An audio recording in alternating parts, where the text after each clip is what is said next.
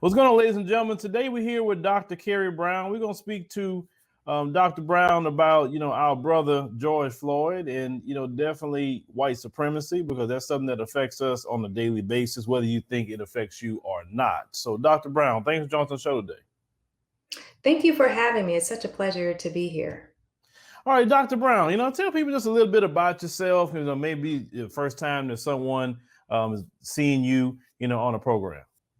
Yeah, I am a racial equity strategist and a senior advisor to many organizations who are really looking forward to fulfilling their promise to take race head on as an organization, either because it matters to the bottom line or it's a part of their core values and missions for the work that they are doing. Okay, explain to us, what is a race equity strategist? A race equity strategist. A race equity strategist is someone who focuses on race explicitly, but not exclusively, and holds it as a principal threat to anything that we would want to get accomplished, given our history of racism in the U.S. and beyond. Okay, so race equity strategists, are you leaning along the lines of Black empowerment? Oh, absolutely. Building Black power, building Black political power, building Black economic power. So, really working at dismantling the systems that hold anti-Black racism as, a way of being. And it sort of just is really challenging, really challenging that, and working with organizations to really think through solutions that are self-determinant by the people who are most impacted. A lot of times, an organization would say, well, we have racial equity policies, but it's really policies that are created by white people to make white people feel better, and those are not always the interventions that we need.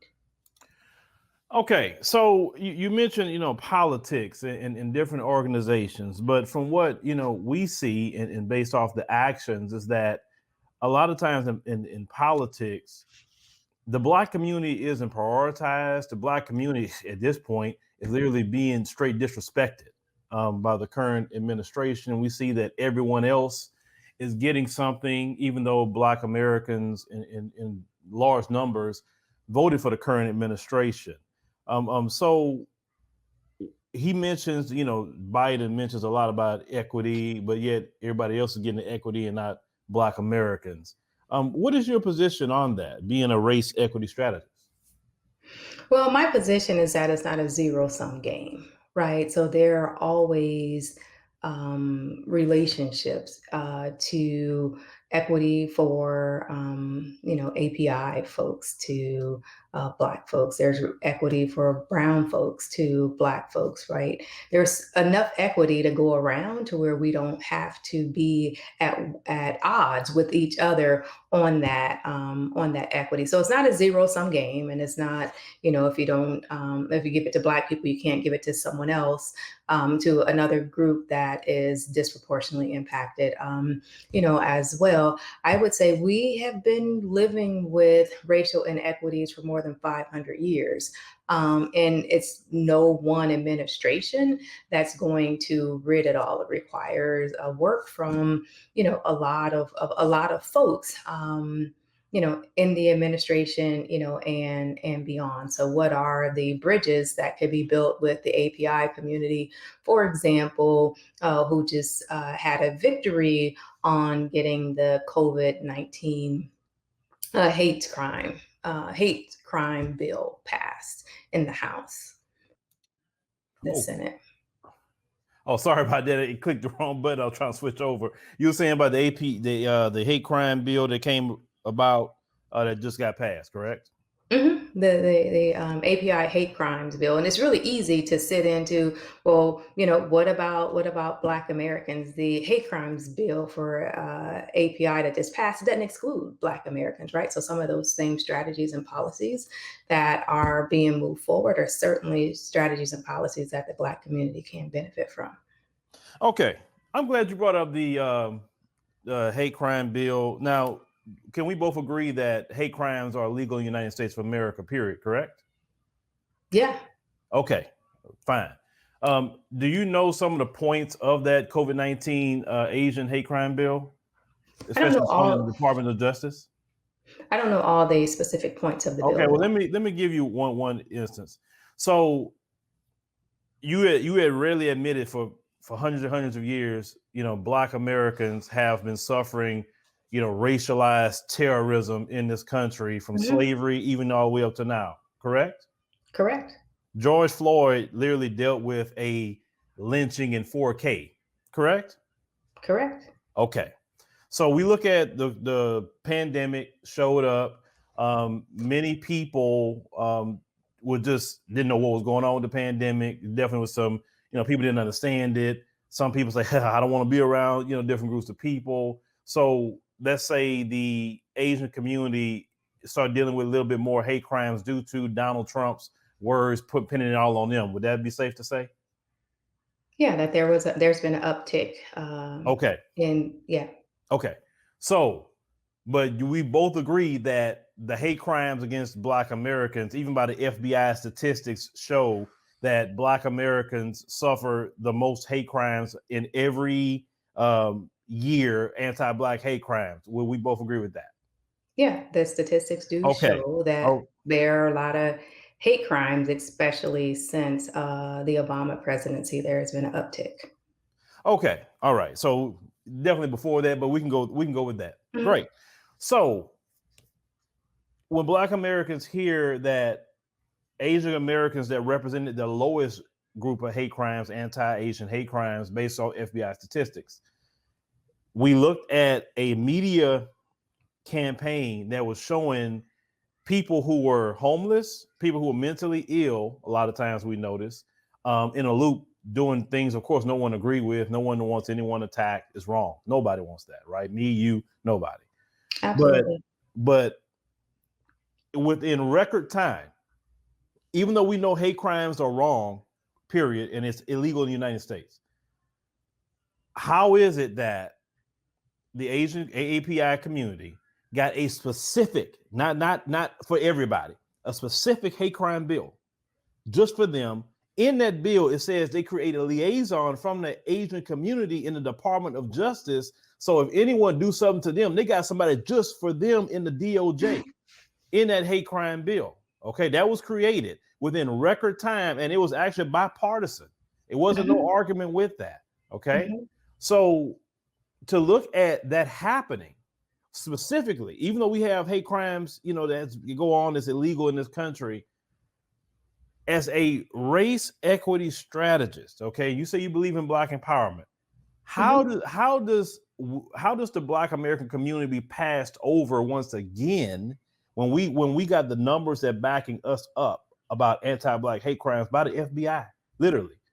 Mhm. How is that a victory for Black Americans when it's showing once again we're being passed up even though we're dying the most? Do you know an Asian equivalent of George Floyd? No, I do not know an Asian equivalent of George Floyd. I do know that the Black community, our community, continues to be, you know, dehumanized and killed by cops and other vigilantes. And those are absolutely hate crimes. Now, I am not saying that it's a great victory for Black folks because there was a bill that was specifically carved out for API community. What I'm saying is that there are possibilities. There are possibilities if we can get legislation for hate crimes, specifically or broadly, where in that legislation can we leverage some of those for more protections in our community, right? So things um, get put in place for the things that they want to get put in place. So how do we demand more of that, as well? And, again, not battle against each other because one group has a victory than others. There are Black API folks, as well. So there's intersections in a race of API communities as well. So I think we have to, figure it out and not spend, our time, with and against, each other, because the same system that wants to dehumanize API folks are the same system that wants to dehumanize Black folks, dehumanize Brown folks, and other disadvantaged, other bit disadvantaged groups.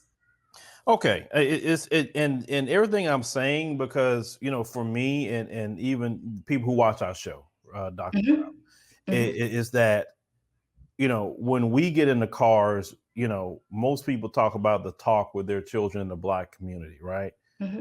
And I'm not pointing out AAPI specifically, but because of that bill is the reason why I'm pointing that out, right? Hmm. Most people Yeah, in the AAPI community don't have to have a talk with their children. That's our children, right? that's right. When we look at the wealth gap, for instance, the AAPI community actually make more money than white people. Is that true? Yeah, Okay, there are statistics in every statistically, factor correct. of well-being that white people are at the top and Black people are always almost disadvantages at the bottom. When you look at all factors of well-being, all economic indicators, Black folks are on the bottom. They Correct. remain on the bottom and have been. And a lot of times we, have policies when Black people are negotiated out at the last minute. Okay, Legislative but Dr. policies. Brown, I mean, Mhm. but this is what I want to say. If you look at the numbers, the AAPI community actually per year and even per hour make more money than white people. Is that true? According In to the some statistics. instances, in some Yeah. instances, yes, yes. Well, if you look at statistics, it's easily out there to prove that they make more money per hour and more money per year. Asian women make more money than even white women. I mean, we're just looking at the numbers. Of course, black people are going to be down here, of course. But what I'm saying is that my children, I don't know if you have children. Yes, I have 4 Okay, children. Mhm, our children, are being targeted in schools. mhm, Not just by the police. We have teachers that's a part of that system. We look mhm, at the medical racism that mhm. happens. We have so many different things that happens. And you mentioned a word that really got my attention is when you said the word intersectional. Did you say that word? Intersection, yes. Okay. Intersectionality. Mhm, Okay. Okay.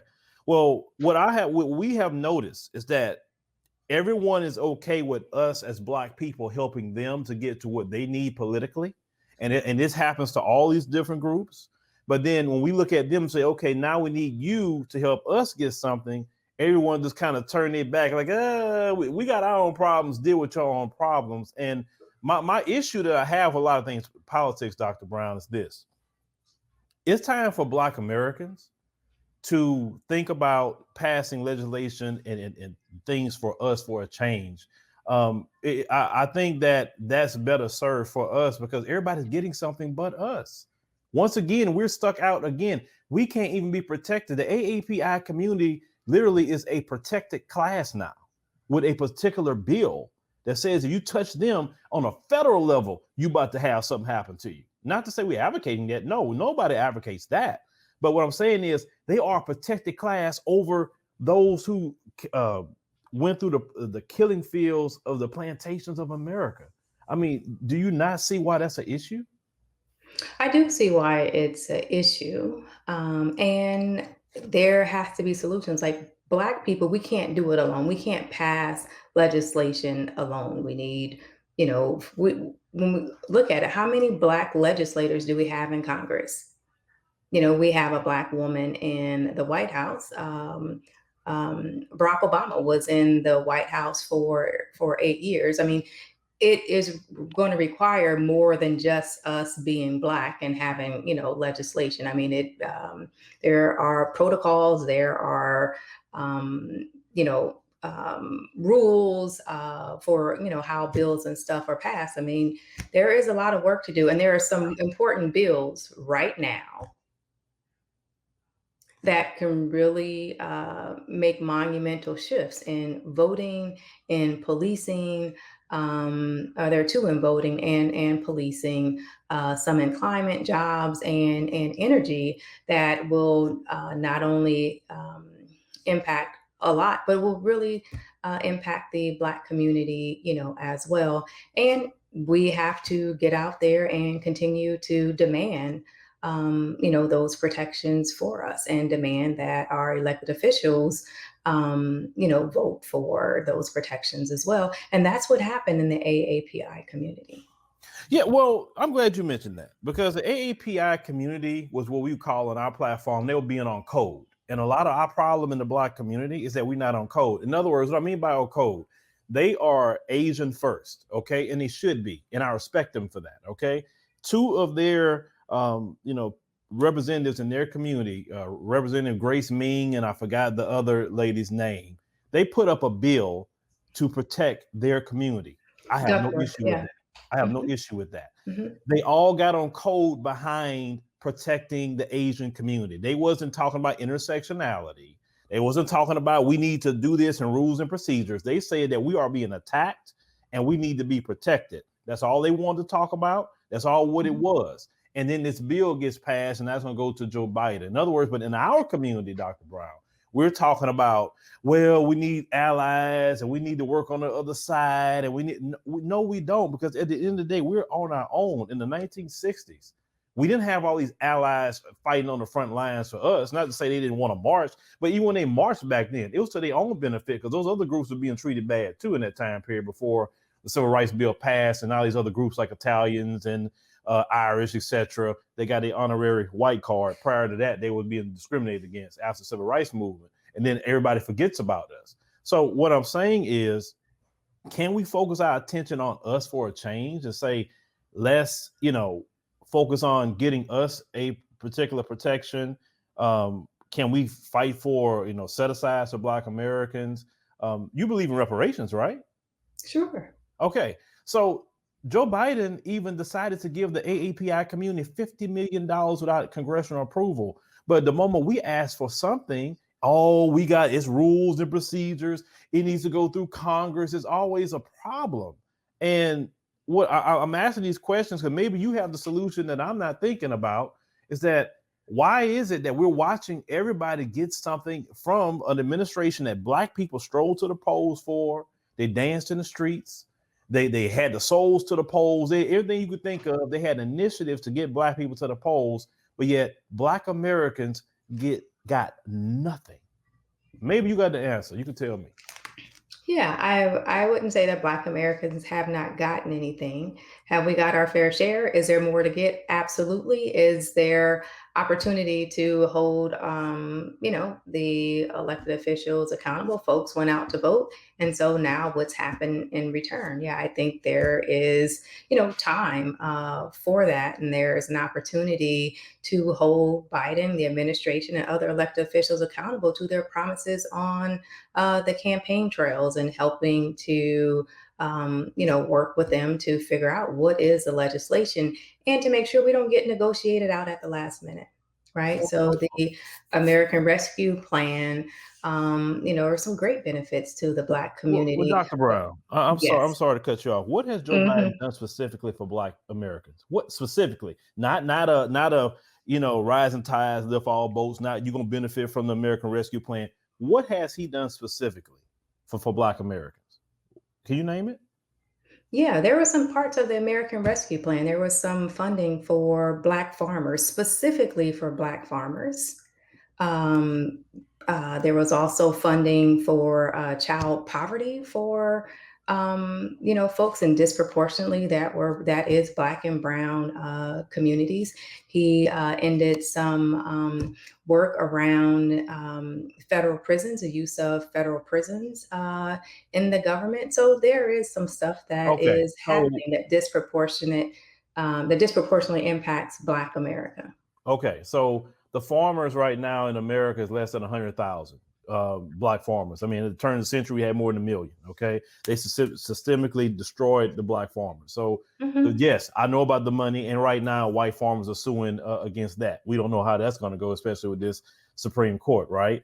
We talk about poverty, talk about different things that's maybe in that plan, but that's still an everybody plan. We talking about specifically addressing our issues, and the majority of Black Americans isn't in Is federal there prison.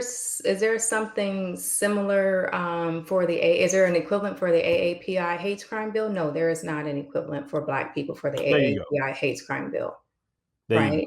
And we need to be Is protected, I think, more than is any other there group. work to okay. I agree. I mean, based on our history in this country, we Mhm. absolutely need some, protections, continue to need protections because the legacy of the dehumanization still exists and there are hate crimes. And we move in and out of systems daily that impart harm on our bodies, our minds, and our spirits. And there is some federal legislation that should be enacted to protect us as humans. Okay, so I will say this, just to, I, my opinion, just my complete opinion. Okay. I think that right now the Black American community is in a very, very dire straits right now, and that if they don't have anything specific for them in our community, right, we're going to be literally stuck at a permanent underclass status. That's just about where it's going right now. So, I understand what you're saying. Well, some people say give time. And well, Barack Obama even admitted himself that he could have done more for the Black community. He didn't. When he said that he couldn't really just do it for one, he got to do it for all. Well, Donald Trump just kind of threw that out the window and Mhm. sure showed that he can do something for one group of people as well. So what I'm saying is, as a race equity strategist, um, what I'm asking you, could we possibly focus more on what the Black community needs? Because COVID hurt us, our businesses, almost 50% of our businesses won't come back after That's right. COVID-19, That's right? right. Mhm. We need to set aside for Black businesses. We need Mhm. more money for schools in our communities to lessen the racialized terrorism in public schools. And now you're seeing the Republicans, they are pushing where you can't even educate anymore to tell the history of America. So we need money to create schools. You know what I'm saying? So as a race equity strategist, can we focus more on what we need just for a little while instead of focusing on what on everybody else needs? I mean, is that something that we can do? Yeah, I think that is absolutely something that we can do and we should do. And I think the time is now. If it's going to happen at any point, it's right now to happen, just given the state of the country, folks' awareness. I mean, people can no longer say that they didn't know that things were this bad in the Black community. Everybody is on notice. I mean, it's out there. That was one thing that George Floyd did. A number of organizations and individuals that espouse to do things differently around race in the future. Well, this is the future. And so I do think that the time is now, and it will not and should not be a problem for things that are explicit for Black folks, similar to the AAPI community. All right, well, Dr. Brown, I'm depending on you. I'm leaning on you. You got to be my hero, my shero. There you go. You got to be my shero. When you go in these organizations, I need you to just to fight for us. Yeah. Can you do that? 'Cause we need you, Dr. Brown. We need you on the All team. right. All right. Well, thank you. All right. Well, thank you, and tell people how to get in contact with you. Just in case they have some questions or anything Yeah. that they'd like to mention. Oh, yeah, you can go to kerrymitchellbrown.com. That's Kerry Mitchellbrown.com. You can contact me there, learn more about who I am, and yeah, let's have a conversation. All right, ladies and gentlemen, make sure you contact Dr. Brown. You have any questions about what she does for a living. And, Dr. Brown, you stay blessed. Thank you. You do the same. I appreciate the invitation.